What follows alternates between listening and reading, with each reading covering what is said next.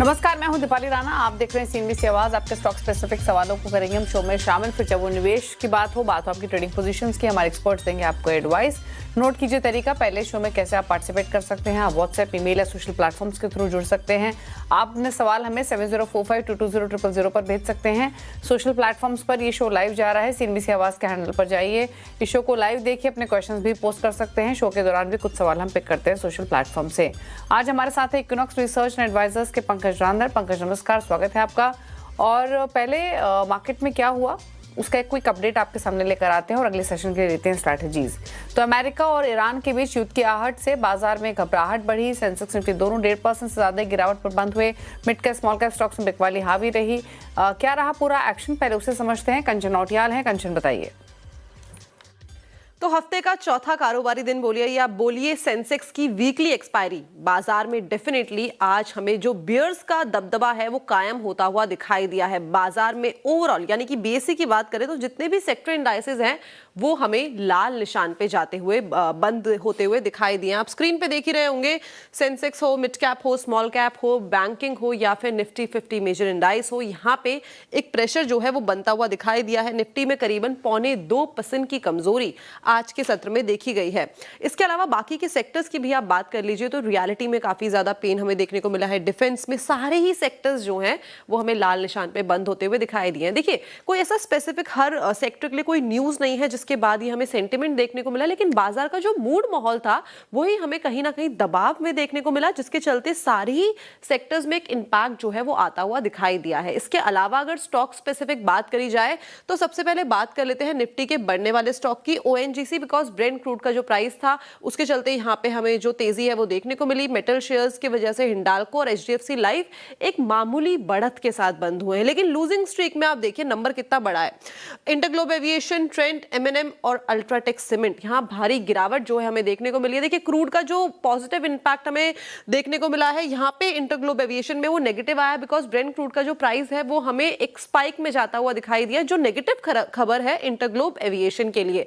अब बात करते हैं कि जो बाकी के सेक्टर्स है वहां का परफॉर्मेंस किस तरीके का रहा है। न्यू एज स्पेस में आज काफी गिरावट रही है। देखिए, इटर्नल खबर आ रही थी, खबर के बाद ये इंपैक्ट देखा गया कि जो सीईओ है वो शायद से छोड़ देंगे और काफी सारा बज मार्केट में बना हुआ था। पेटीएम, बिकॉज फोन पे का जो आईपीओ है वो आने वाला है और उसको लेके भी काफी वैल्यूएशन को लेके काफी कंसर्न्स चल रहे हैं और यही मोमेंटम जो है सारे ही स्टॉक में हमें रिवॉल्व होता हुआ दिखाई दिया है। फिजिक्स वाला, एफएसएन, ई कॉमर्स, यहाँ पे भी भारी प्रेशर रहा है। ईएमएस स्पेस में देखिए, आज मॉर्निंग में एक सीएलएसए की रिपोर्ट आई थी डिक्सन टेक्नोलॉजी के ऊपर, जहां पे उन्होंने बोला था कि जो मेमोरी चिप है उनके प्राइस जो है वो बढ़ने वाले हैं और काफी बड़ी हमें तेजी वहां पे देखने को मिल सकती है। अब अगर मेमोरी के चिप के प्राइस बढ़ जाएंगे तो जो एवरेज सेलिंग प्राइस है वो भी हमें बढ़ता हुआ दिखाई देगा, जिससे कंपनी की सेल्स में इंपैक्ट आ सकता है, जिसके बाद ये हमें गिरावट देखने को मिली और यही रब ऑफ इफेक्ट जो है हमें बाकी के जो स्टॉक्स है वहां पे भी जाता हुआ दिखाई दिया है। तो ऐसा कोई पर्टिकुलरली न्यूज नहीं है हर स्टॉक के लिए कि ये गिरा क्यों है, लेकिन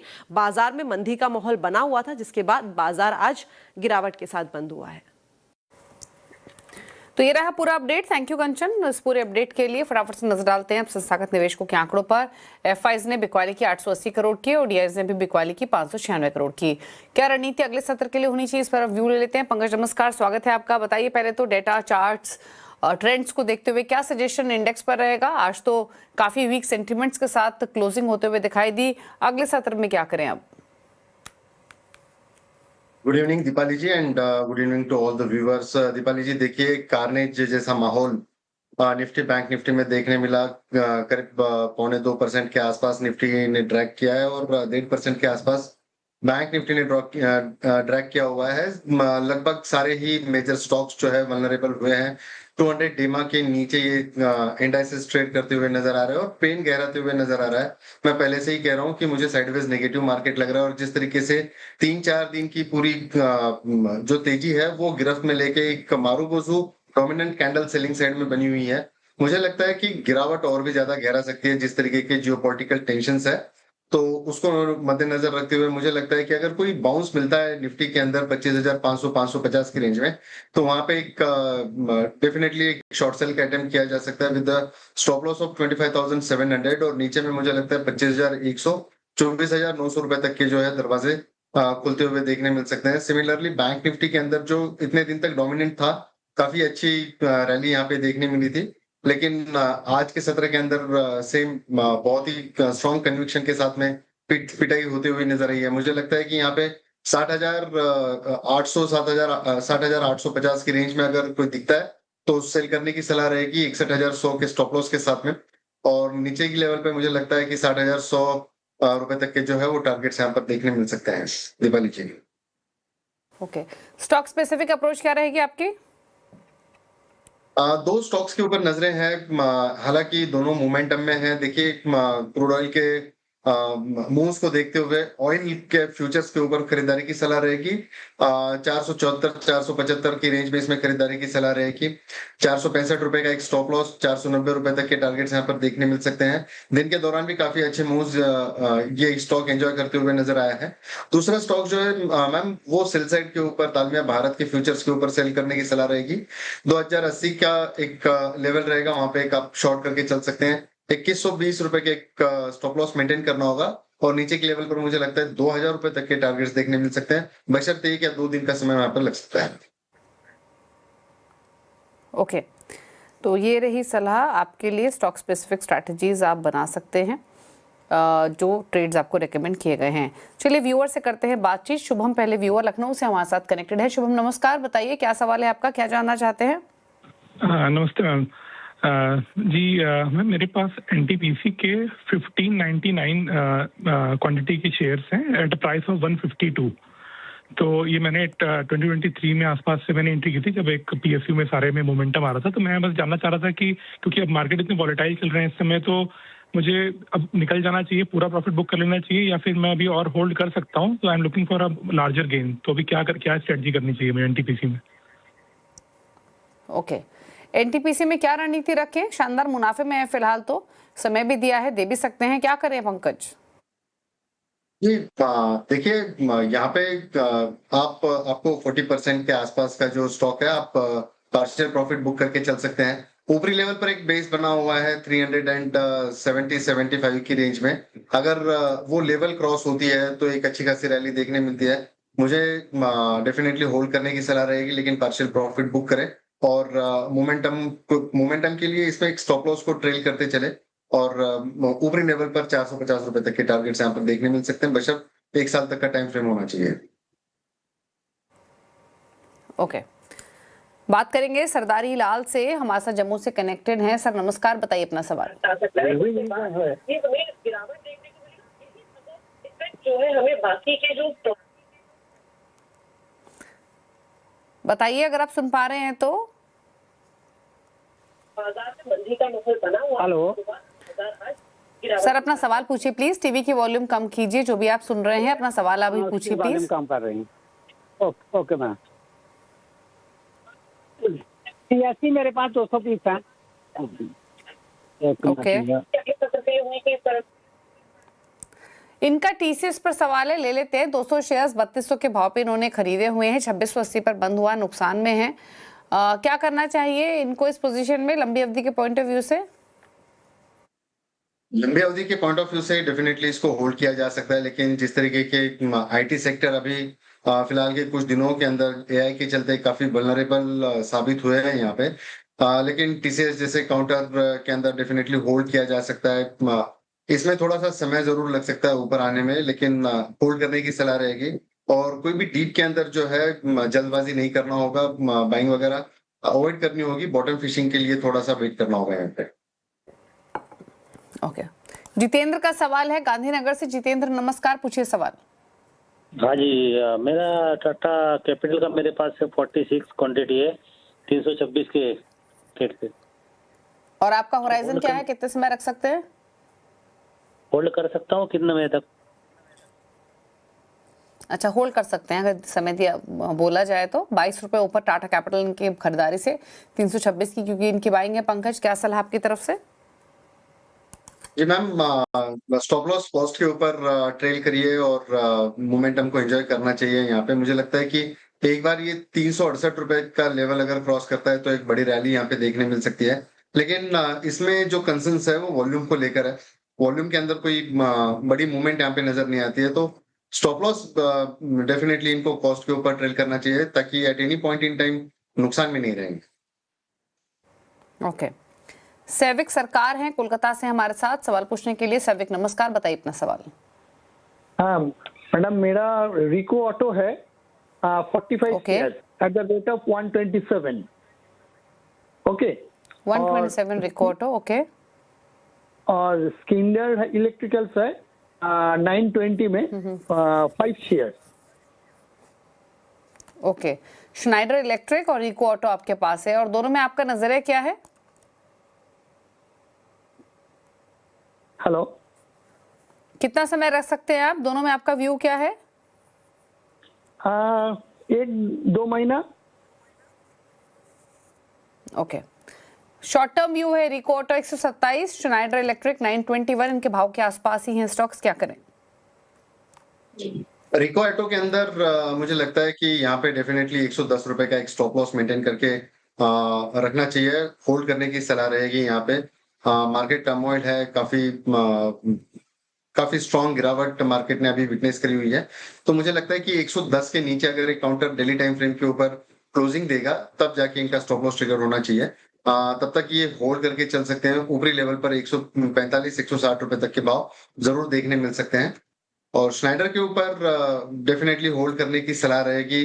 पिछले 3 हफ्तों से 4 हफ्तों से ज्यादा समय में ये हायर हाइस के फॉर्मेशन दे रहा है ये काउंटर। और मुझे लगता है कि सिर्फ आज के सत्र के अंदर थोड़ी बहुत गिरावट यहाँ पर देखने मिली है।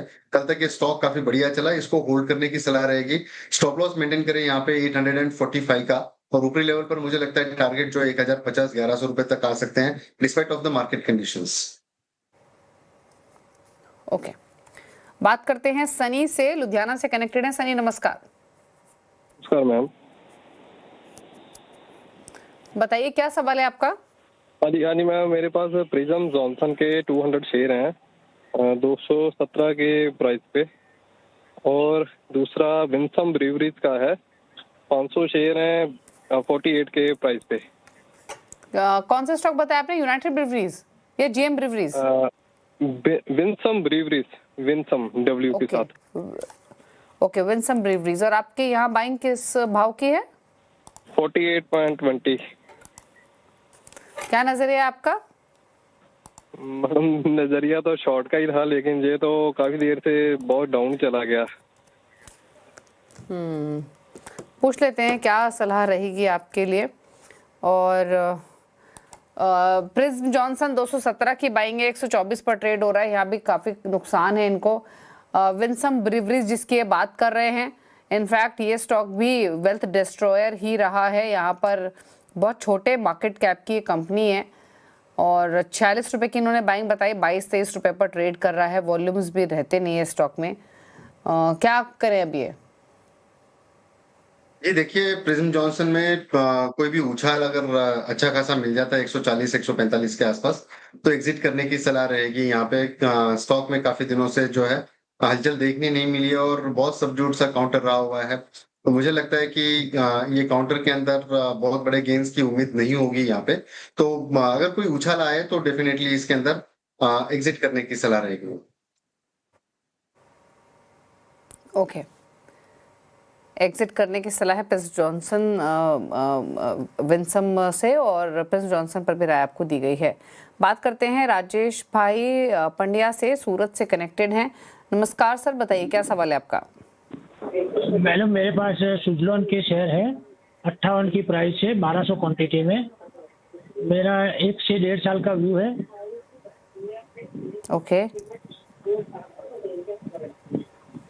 1-1.5 साल का व्यू, 58 रुपए की बाइंग है सुजलॉन में, 1200 शेयर्स, क्या करना चाहिए? देखिए, पब्लिक होल्डिंग काफी ज्यादा है, तो डेफिनेटली इसको होल्ड किया जा सकता है। बट डाउन साइड में मुझे लगता है ये काउंटर एक बार 38 तक के भाव दिखा सकता है। अगर वहां तक आता है 41 से लेके 39 की रेंज के अंदर, एक बार थोड़ा बहुत एक्यूमुलेट कर सकते हैं। स्ट्रिक्ट स्टॉप लॉस यहाँ पर मेंटेन करें 35 रुपए का।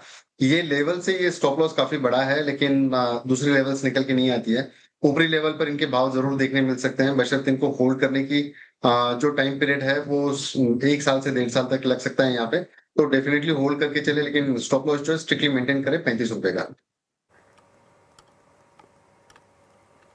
ओके, तो ये राय रही आपके लिए सुजलॉन पर। बात करेंगे जवाहर से, नागपुर से कनेक्टेड हैं जवाहर जी। नमस्कार, बताइए सवाल। जी नमस्कार मैडम, मेरे पास विप्रो के शेयर है 1050, 253 की बाइंग है उसकी, और मेरा व्यू लॉन्ग टर्म का था, मतलब मैंने लेते समय मतलब 20 साल के लिए वगैरह ऐसा ही सोच के लिया था। तो अभी क्या करना चाहिए उसमें, क्योंकि एआई और आईटी का जो चल रहा है ऐसी सिचुएशन में। ओके, पूछ लेते हैं क्या सजेशन रहेगा विप्रो पर 253 की बाइंग 41 रुपए नीचे इनके भाव से। जी इनका जो नजरिया है 20 साल का है, हालांकि इतना लंबा नजरिया तो मैं टेक्निकली तो नहीं दे पाऊंगा, लेकिन काउंटर काफी अच्छा है। लंबा नजरिया अगर है, आज तक की हिस्ट्री अगर देखते हैं काउंटर की, तो काफी बढ़िया रिटर्न्स यहाँ पर देखने भी मिले हैं। होल्ड करने की सलाह रहेगी। मुझे लगता है कि इनका स्टॉप लॉस जो है थोड़ा सा 150 की लेवल पे रखना चाहिए इन्होंने, और मोमेंटम इसके अंदर जब भी आएगी तो ये काफी बढ़िया चल सकता है। होल्ड करने की सलाह रहेगी। 20 साल का तो पता नहीं, लेकिन डेफिनेटली ये 350-400 रुपए तक के जो है रेट्स दिखा सकता है। सवाल लेते हैं राकेश का, एसएमएस के थ्रू मुंबई से भेजा है बीएससी पर। इनके पास 1000 शेयर्स हैं बीएससी के और भाव ये बता रहे हैं 47 रुपीस का। इनसे बातचीत हो पाती तो शायद भाव को लेकर क्लैरिटी मिलती, बट इन जनरल बीएससी काफ़ी स्ट्रॉन्ग स्टॉक रहा है, वेल्थ क्रिएटर भी रहा है और अभी भी परफॉर्म कर रहा है। क्या सजेशन उन तमाम व्यूअर्स के लिए जो होल्ड करते हैं बीएससी को? देखिए दीपाली जी, कुछ चंद काउंटर्स ऐसे होते हैं कि जिनको कोई भी बड़ी डीप अगर मिलती है तो खरीदारी की सलाह होनी चाहिए वहां पे। उसमें से एक काउंटर है BSc, definitely all time favourite भी काउंटर है। टेक्निकली थोड़ा सा अभी डिस्ट्रक्टिव है, लेकिन होल्ड करने की सलाह रहेगी। कोई भी डीप अगर 2600-2500 की रेंज तक अगर काउंटर मिलता है तो ऐड करने की सलाह रहेगी। लॉन्ग टर्म परस्पेक्टिव से इसमें बने रहने की सलाह रहेगी। दोबारा इसके अंदर 3500 और 4000 रुपए तक के भाव देखने मिल सकते हैं। डेफिनेटली होल्ड करके चलना है। ओके, तो होल्ड करने की सलाह है बीएससी यहाँ पर। ये सजेशन आपको दिया गया है। अगले व्यूअर से बात करते हैं। पिंटू हमारे साथ मौजूद हैं पश्चिम बंगाल से सवाल पूछने के लिए। पिंटू नमस्कार। नमस्ते मैम। बताइए क्या सवाल है आपका? मैम मेरा अमर राजा एनर्जी है, 151 शेयर है, 1309 का भाव से। और दूसरा है मैम आईआरएफसी का 980 शेयर है, 151 रुपए। तो मैम मैं लॉन्ग टाइम के लिए रखना चाहता हूँ, तो अभी क्या करें, एवरेज कर सकते हैं क्या? अभी पूछ लेते हैं, एवरेज करने के लिए तैयार हैं। आईआरएफसी है इनके पास 151 की बाइंग, अमर राजा बैटरीज है 1309 की बाइंग। क्या सलाह रहेगी आपकी तरफ से? जी मैम, अमराजा बैटरी के अंदर पिछले काफी दिनों से अगर हम लोग स्ट्रक्चर देखते हैं तो एक काफी स्टीप फॉल यहाँ पे देखने मिला है। लोज के फॉर्मेशन देखने मिले, स्विंग लो के नीचे काउंटर ट्रेड कर रहा है, 200 डीमा के नीचे काफी टाइम से ये काउंटर ट्रेड कर रहा है। तो ओवरऑल जो स्ट्रक्चर है, कहीं पे भी उछाल अगर देखने मिलती है ये काउंटर के अंदर, तो एक बार एग्जिट करने की सलाह रहेगी। और इसमें कोई एवरेज करने की सलाह नहीं रहेगी। आईआरएफसी के अंदर डेफिनेटली जिस हिसाब से काउंटर के अंदर एक गिरावट देखने मिली है, लेकिन कुछ समय पहले तक ये काउंटर ने जो छलांग लगाई थी वो मुझे लगता है कि 135-137 तक की एक रेंज देखने मिली। हालांकि पूरे मार्केट के साथ में ये स्टॉक काफी वल्नरेबल रहा है। एक अगर यहाँ पे 98 का स्टॉप लॉस मेंटेन करे और 105-106 की रेंज में अगर काउंटर को आप अगर एवरेज कर सकते हैं तो बिल्कुल स्टैगर्ड वे में कम क्वांटिटी में इसमें लेके चले। स्टॉप लॉस स्ट्रिक्ट 98 का रखिए। ऊपरी लेवल पर मुझे लगता है कि 125-130 रुपए तक के भाव देखने मिल सकते हैं, बशर्ते इसको 6 से 8 महीना होल्ड करने की सलाह रहेगी। और डेली टाइम फ्रेम के ऊपर 125 के आसपास ही इसका 200 डेमा प्लेस्ड है, तो वहां पे दोबारा प्रेशर बन सकता है। ओके, चलिए रुक रहे हैं इसके साथ एक ब्रेक के लिए, चल वापस आते हैं। आप देख रहे हैं सीएनबीसी आवाज और पंकज रांधर हमारे साथ बने हुए हैं। लेते हैं कुछ और सवाल। एक सवाल क्विकली लेते हैं जो कि दिनेश ने हमें भेजा है मेरठ से, और सवाल इनका बैंक ऑफ इंडिया पर। 350 शेयर्स इन्होंने बैंक ऑफ इंडिया के खरीदे हुए हैं। खरीदारी का भाव 117 रुपए का, लंबी अवधि का व्यू है, 52 रुपए के फायदे में भी हैं। जानना चाहते हैं मुनाफा ले या रखे स्टॉक को, बताइए। ये डेफिनेटली होल्ड करने की सलाह रहेगी। जिस तरीके से पीएसयू बैंकिंग्स के अंदर एक काफी स्ट्रांग यूफोरिया देखने मिला है पिछले कुछ दिनों में, आज थोड़ा सबड्यूट जरूर हुआ है। मुझे लगता है कि यहाँ पे 150 रुपए का एक स्टॉप लॉस जो है, ट्रेलिंग स्टॉप लॉस यहाँ पर मेंटेन करके चले और मोमेंटम को एंजॉय करें। यहाँ पे मुझे लगता है 195 और 210 तक के रेट्स यहाँ पर देखने मिल सकते हैं। एक और सवाल लेंगे। ज्योत्सना ने भेजा है पुणे से, और सवाल है इनका वोडाफोन आइडिया पर। 25,000 शेयर खरीदे हुए वोडाफोन आइडिया के, वो 20 रुपए के भाव पर। नुकसान ठीक ठाक, 9 रुपए के आसपास का नुकसान पर स्टॉक हो रहा है, यानी 40% के लॉसेस में है। क्या सलाह इनके लिए? मैम ऑनेस्टली मैं ये काउंटर बिल्कुल ट्रैक नहीं करता हूँ, और मैं इसके ऊपर अपनी राय देने में थोड़ा सक्षम नहीं हूँ। तो कोई दूसरे एनालिस्ट से अगर पूछेंगे तो वो बेहतर राय दे पाएंगे। ठीक है, माफी चाहेंगे ज्योत्सना, आपका सवाल नहीं ले पाए। अगले एपिसोड्स में आपका क्वेश्चन लेने की कोशिश रहेगी। फिलहाल शो को समेटने का भी वक्त है। थैंक यू पंकज आने के लिए शो में। कोई क्लोजिंग कमेंट? जो भी राय मैंने अपनी रखी है वो मेरी निजी राय है। कोई भी तरीके का मेरा निजी निवेश इसके अंदर नहीं है। अगर कोई मेरी राय से प्रभावित होकर कोई ट्रेड लेता है तो अपने वित्तीय सलाहकार से जरूर जानकारी लेकर काम करें। ओके, शुक्रिया आपका पंकज आने के लिए शो में। इसी के साथ इस शो में तो इतना ही। ब्रेक के उस पार भी खबरें जारी है CNBC आवाज पर। नमस्कार।